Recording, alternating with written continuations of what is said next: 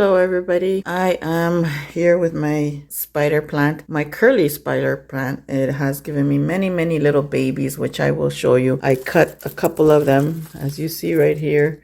I cut one and I cut another one there, and I left just these two there. It does drink a lot of water, one thing I noticed, and the tips start getting brownish when you don't water it often. I'm going to start taking out the dry spots of the little tiny baby ones. Let's go check it out. I have many of them here. I got this little thing from the, when you buy mushrooms and stuff like that, I just save it. I use it like for little things like this because they're small, these little things. What I do is I just put a little bit of water and then just start putting them one at a time. And here's the rest, which I have not done yet. It gave me quite a few babies, like quite a lot. Now I decided to take it out.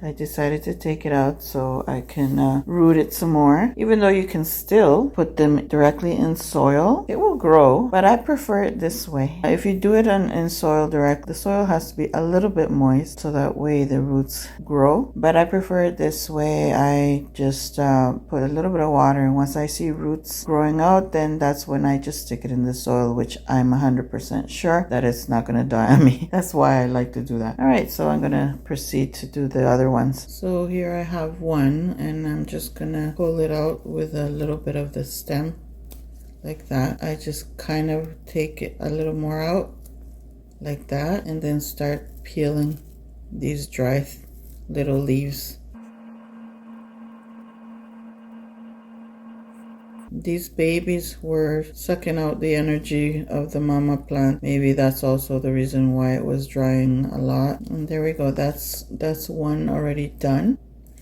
It kind of has tiny roots, which it could go directly in the soil, but I prefer to put it in the water. You see the little tiny curly spider plant. And here I have more.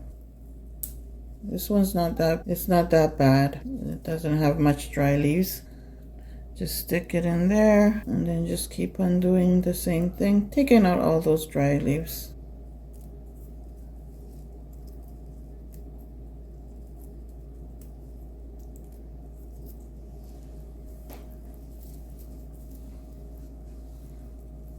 All right, so here is all of them, all the babies. I managed to take out as much of dry leaves as possible. There's still a couple in there, and that's how much I took out, even though I threw some already. Yeah, this is my little baby curly spider plants. I'm going to root them, and then I'm going to sell them. Because I already have one, I don't need no more.